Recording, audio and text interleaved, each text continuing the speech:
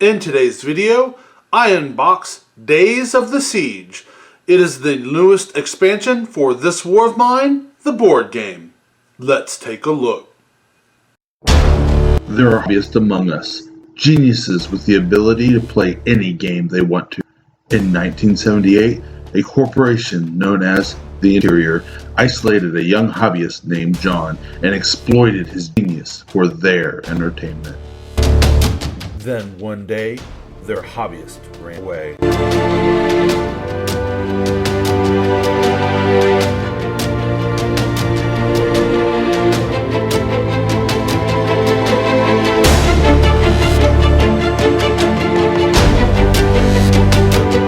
Here we have Days of the Siege. It is an expansion for This War of Mine, the board game. Let's go ahead and flip it over. It is a 45 to 100 minute time frame to play. That right there is a huge jump. Usually you'll see something maybe 60 minutes to an hour or 1 to 2 hours, but for a 45 to 120, that's interesting. It's a nice little time jump there. For players 1 to 6, ages recommended 18 plus, mature content recommended for ages 18 plus. This is a very adult themed game. It is an apocalyptic game. Everything has gone to heck in a handbasket. There's a lot that goes in here. If I remember right, there's not much on the sexual side of things. There's no gratuity, nudity, or anything like that in here. It is definitely more on the war side of things and all that, which bumps it up to that 18 plus range. It includes 7 detailed miniatures. It is the second expansion. Over 150 new scripts.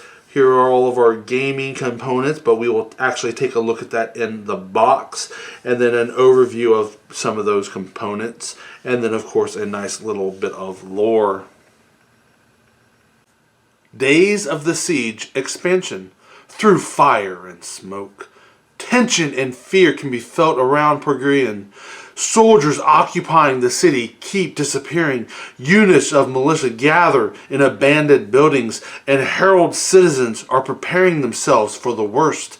It seems another armed conflict is at hand. No one knows who will strike first, and international peacekeeping forces maintain their aloof neutrality. At the same time, more and more children are left without parents as people die of starvation and violence. Will players risk their own survival to help the little ones? In Days of the Siege expansion for This War of Mine, the board game, players are caught in an open conflict happening inside the city. The time of idle occupation is over.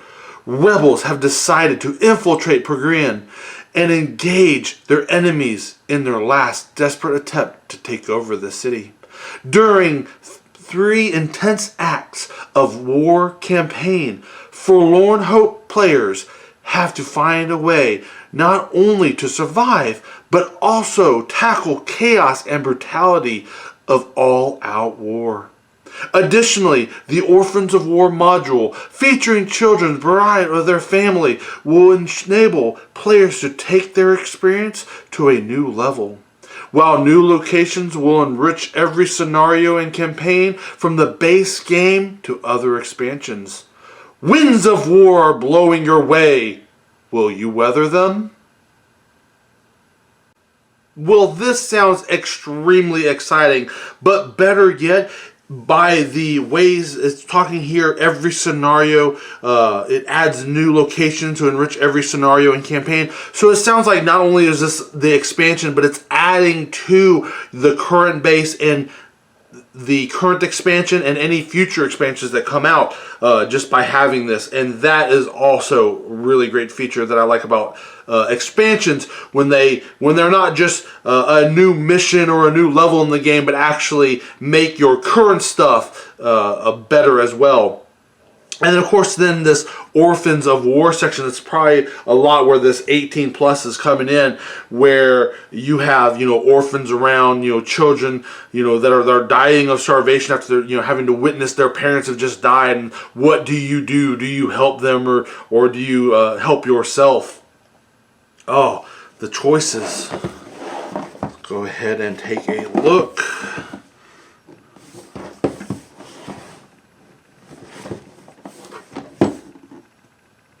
Very cool.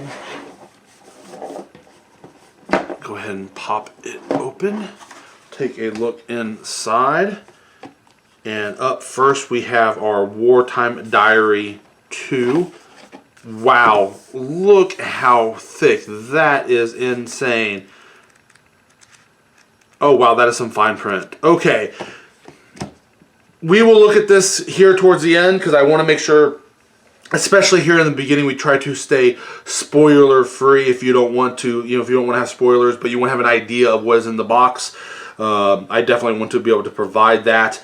But wow, just with that quick flip through, that text was small. That's going to be some fun reading right there. It really, and I don't think this game has a companion app or anything, but just looking at that makes me really appreciate those games that do, where you can have the game read it for you, because that was some crazy small print. We'll go ahead and set that off to the side, and then we have our introduction about the expansion. And then all of our components, and let's go ahead and get our makeshift table going. There we go.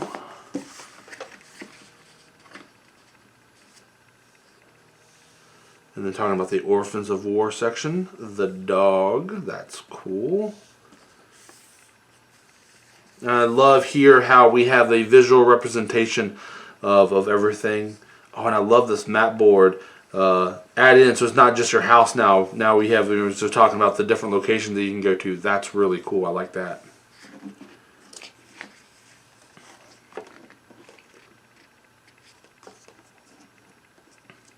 Introduction, campaign rules. Very cool. And even this print is pretty small. That's a little smaller than what I would have preferred. Again, up your font size a couple sizes, add one extra, technically you put in one extra page, you're going to get a total of 4 extra pages by just adding one more here. That would, I think, would have gone a long way for readability in here. I mean, it's nothing hard, nothing impossible, but a little larger font would have been nice. I do like here all of the visuals that I'm seeing, and I like the color coding that they're doing. It's really making all of this pop, all of the rules, so you know exactly what you're doing. Interesting.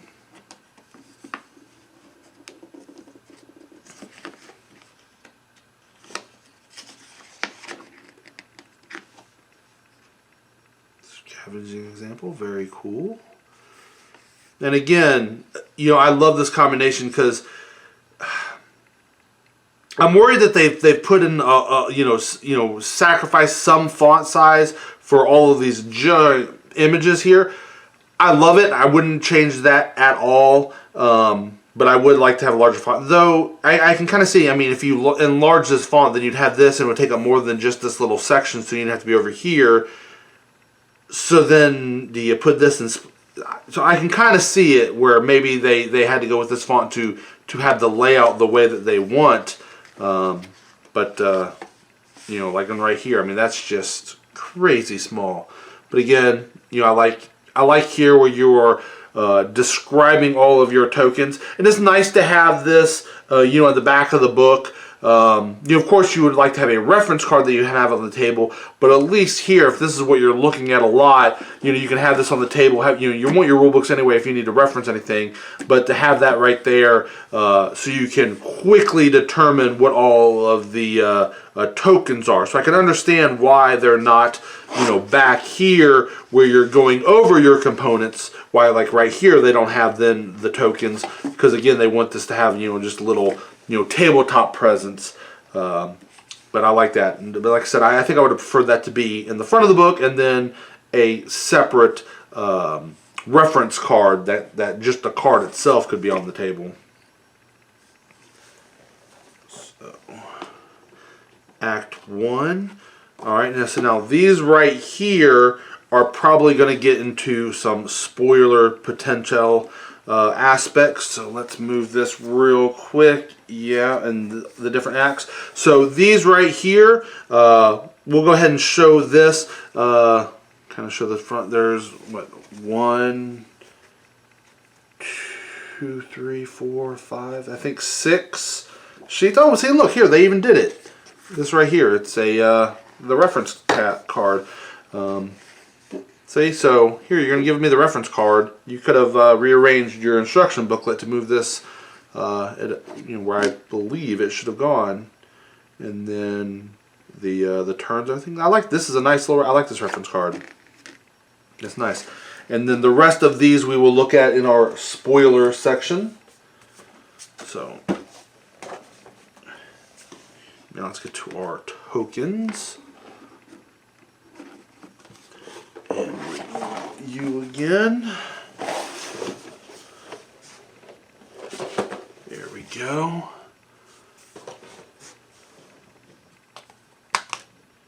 Here I like when they do this little notch right here to make it easy to get out from the box.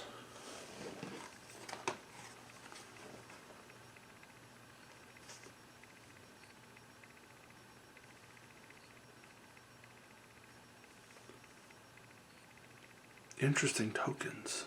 A watch.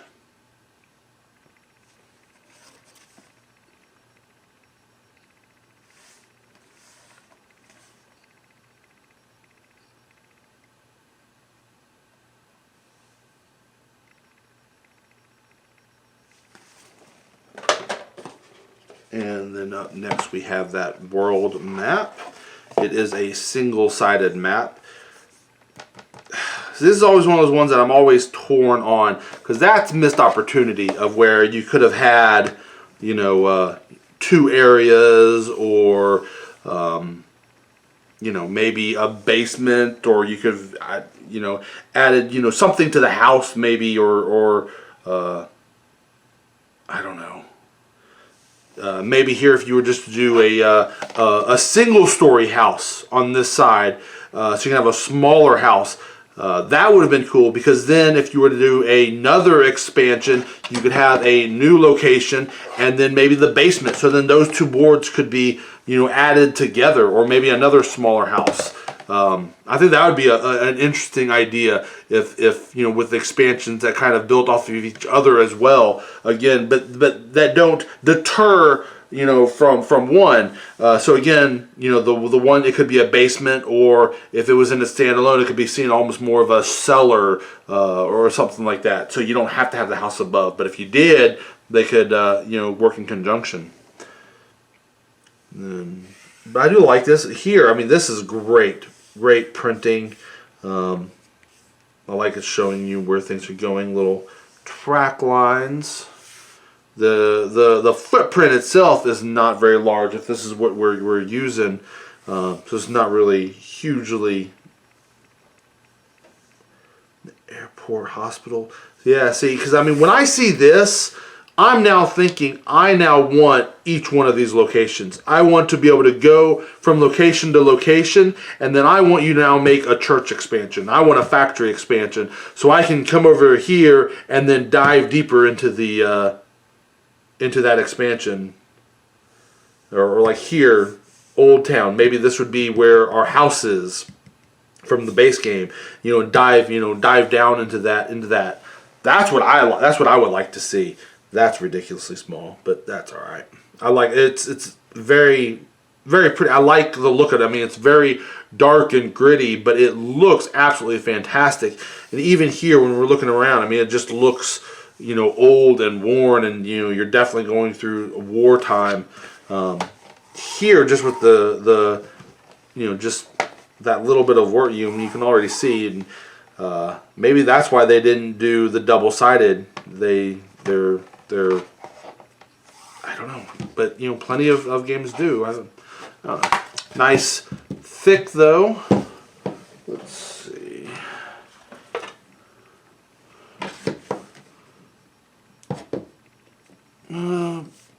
Hard to tell when you only have just a couple. See, there's where it was. You can tell. And so you can see a little warping here within this board. And oh my lord, did you see, just by moving this around, that was crazy. How these things just came out. That is great. That is another thing that you really like to see in a board game. How easy they punch, that you don't have damage around the edges. And I mean, I don't even really see any burrs or those are some great punches. That is awesome. Those are gonna keep up well. Back to the box. So then we have our character little base inserts, and then all of our cards. Now these, oh look at that, that's some terrible warping. You can already see right there. Can you see that? That's a little worrisome. That it's already, I mean, without even really messing with it too much or whatever.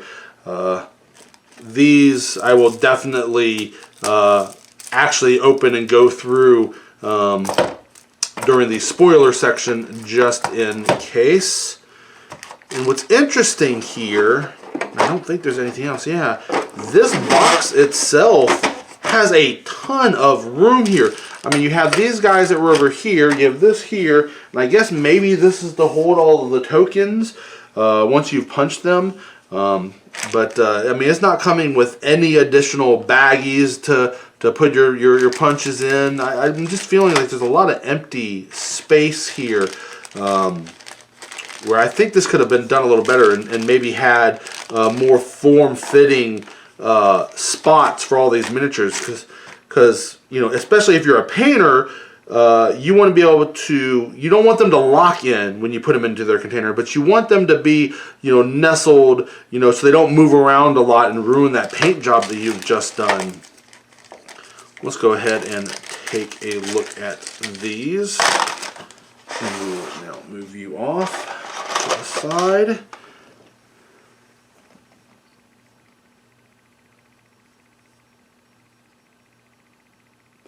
And you can see a little bit of the mold line running down his arm there and up his helmet. So that'll take a little bit of a cleaning, but that looks doable. Here on his leg, you can tell that's where the connector was. That might take a little bit of work. You'll probably have to sand that up and then patch it with some green stuff or some liquid plastic or plastic putty. And then one of the orphan children.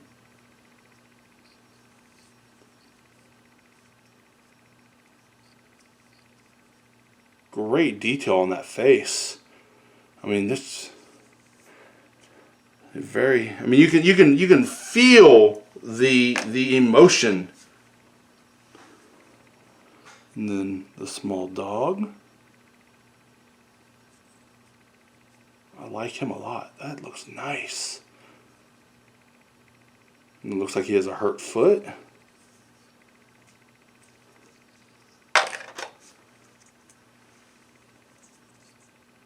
And then another one of our orphans. Again, I mean, you can just see that sorrow in their face, in their expression.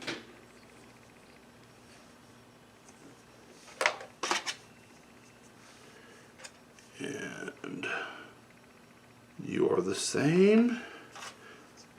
You are the same. And you are the same. So we have our 4 soldiers, and then the 2 orphans and the dog. Well, that was everything for our spoiler-free unboxing for Days of the Siege, the expansion for this War of Mine, the board game. I hope that this unboxing has helped you to determine if this is something you would be interested in to adding to your game of this War of Mine.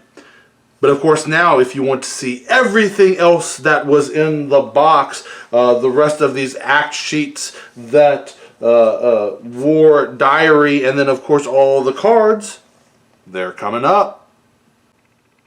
Well, I thought we would start with our acts. Here we have Act 1, the home.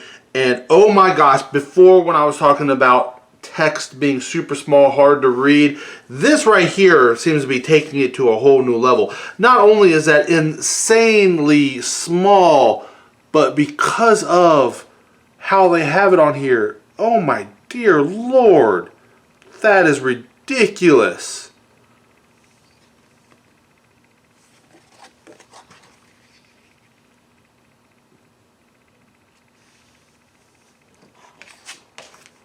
And then Act 2. And then here, a lot of this, I mean, it's super small print, just like the other one, but because of the background color and everything, at least that's a little easier to read.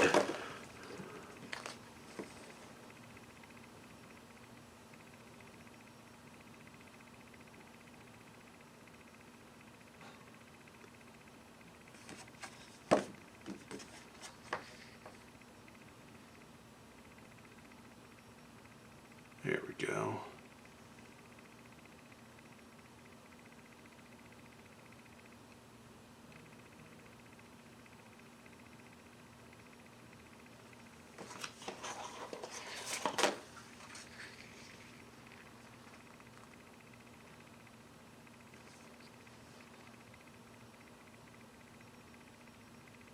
God, that's insane.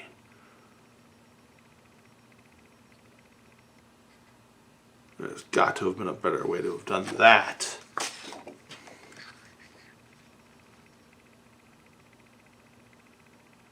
Trying to hold it at a little bit of an angle here for the glare.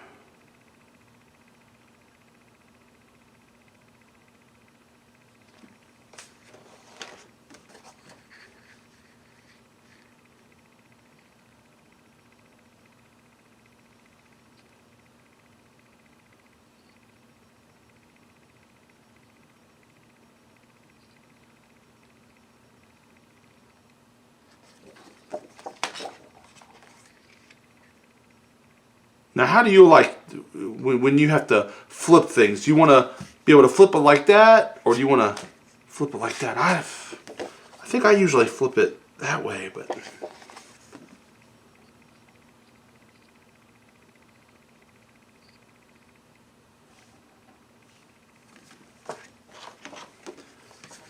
that's interesting. Just how they had it.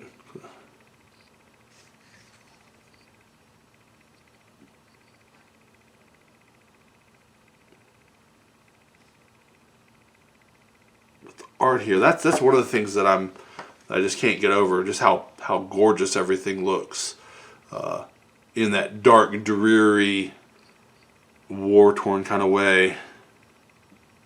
I'm sure if I was living in this world, I wouldn't think it was gorgeous. But from a gamer's point of view, that art and that design definitely is really nice. Up next we have the War Diary, the War Diary 2. Now, of course, this is nothing that I would be able to flip through every page to go through, but let's go ahead and at least take a look at it so you can get an idea of what it does look like and the size and everything like that. There we're going to say about the rules. And then chapter 1 of that Forlorn Hope. And then here we can see, I mean, again, look, I mean, just that crazy. Just flip through just a couple pages, you can just see, I mean, it's just nothing but text. And hopefully you're going from point to point. And what was that? That's interesting. Little darkened areas. Saving the game between acts, so that must be where one act ends and another begins. And then the other thing that I noticed in my initial just quick look at, the credits, but then we have this war campaign sheet. This I'm not a huge fan of. I wish they would have done this as its own separate sheet, maybe a little pad of like 5 of these, because right here, I mean, it looks like, it's just a one-off sheet. I mean, so you definitely need to make copies of this, or hopefully we have it somewhere like on BGG that we can print out our own, because I definitely wouldn't want to write on this one. And because of where it is, how it is here in the book, this would be hard to even just throw on a copier and try to duplicate yourself. We will take a look at all of the cards. Now, I tried to do a quick scan through to see if they made some logical sense of putting them in an order and showing them in some kind of order. But like here we have Forlorn Hope, but then over in this set, which was packaged separately, there's another front card that looks like that. So I'm not positive how all the cards go together, so we will just do them by the way that they're packaged together. And we will go ahead and set the one here, flip it over and put the next one down so you can see everything going on.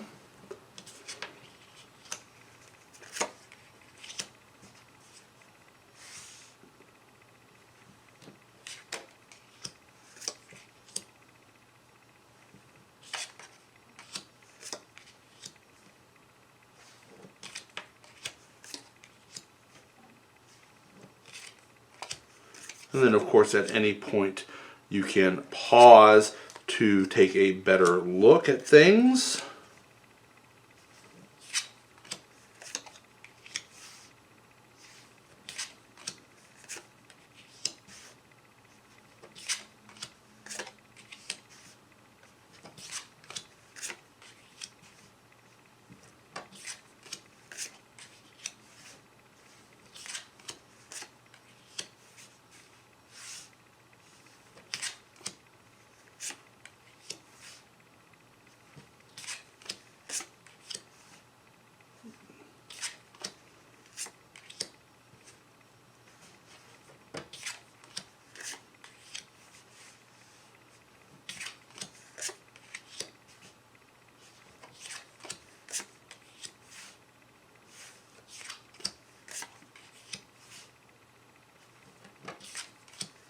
Now I am, if you can't tell, new into the world of This War of Mine, but definitely what I'm seeing here, just by looking at the expansion, this does definitely seem to be a very strong narrative focused game, which is usually the kinds that I like the best. Because whatever you can do to bring you into the game, have the game come back to life, where you're not just playing it out, battling it, but if you have a reason, if you have story, if you have lore going on there that corresponds with what you're doing, to me that adds a bunch, and that's what I like in my games usually.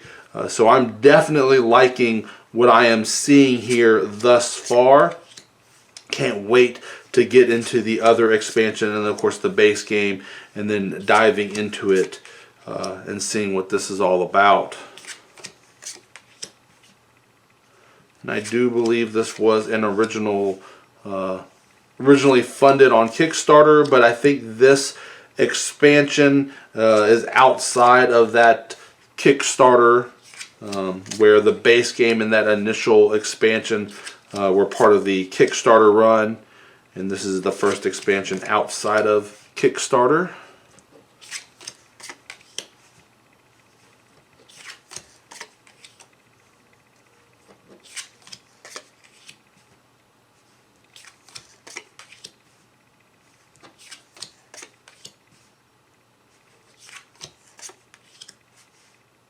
Like I said, I'm liking what I'm seeing, but there's just a few little things that I'm wishing were a little different. Like the font size on a lot of this narrative, like that one save book that I wish it was done up a little different. And then here is our next set of cards. So,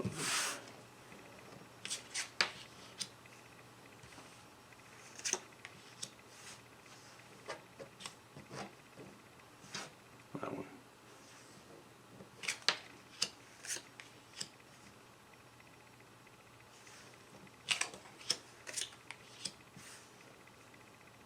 Now these look like characters in the game.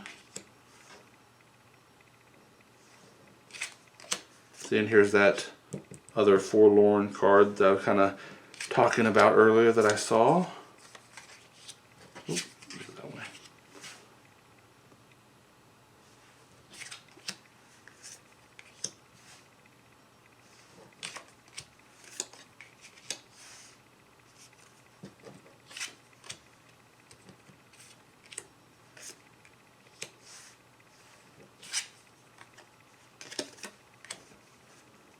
And then the next of all that same war front.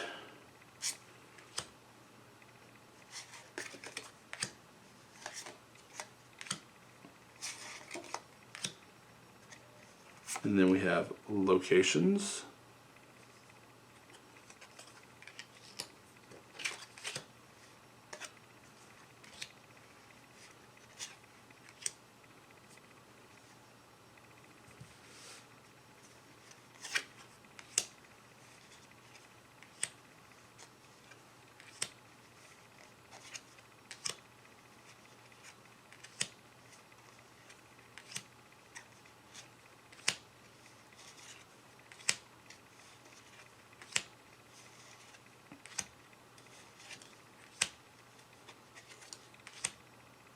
No, that looks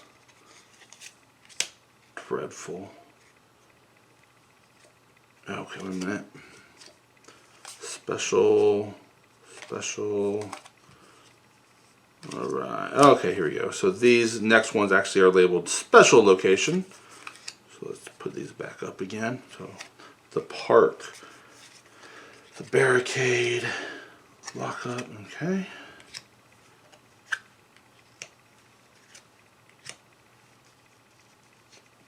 And then we have the dog card.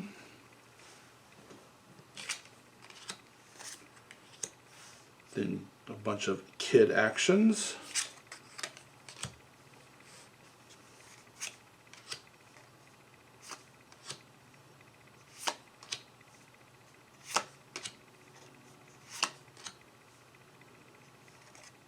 And then make some toys. That's kind of interesting. And then the toys themselves, make a bike. This is probably going to be the bike. And learning to ride. And I like this. I like this little progression here. We're gonna, build this and then have that. That's kind of a comfortable bed. Cardboard fort, and then some orphan cards.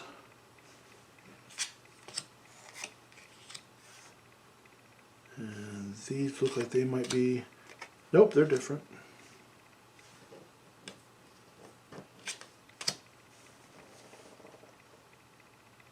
And while I was putting everything up so I can finish off the video, there was one more thing that I noticed that I wanted to point out, something that I like. And it's sometimes these simple things, and that's here within this plastic tray, which is a nice strong plastic. There's definitely room, but it's these little grooves right here, and that's a nice size groove. And not only that, but how it goes deeper than the cards themselves. So you can definitely put your cards in there, get your finger up under the card, and then pull those up really nice, really easily. So I like that a lot. And then additionally, these spots definitely look card sleeve big enough, where they've designed these holders to be able to put your sleeved cards in. Another thing that I really like. I hate when they put a lot of effort into a nice tray, but then don't make them big enough for card sleeves. So then once you've sleeved your cards, all of a sudden you've now got to get rid of your tray and do something else. Well, that is everything for Days of the Siege, an expansion for This War of Mine, the board game. I hope this unboxing has helped you to determine if this is an expansion you would look to add to your game of This War of Mine. If it looks like it has enough extra content, extra mechanics, extra features that you would want to be able to incorporate and bring in to your world. Well, until next time, guys, I'll see you later.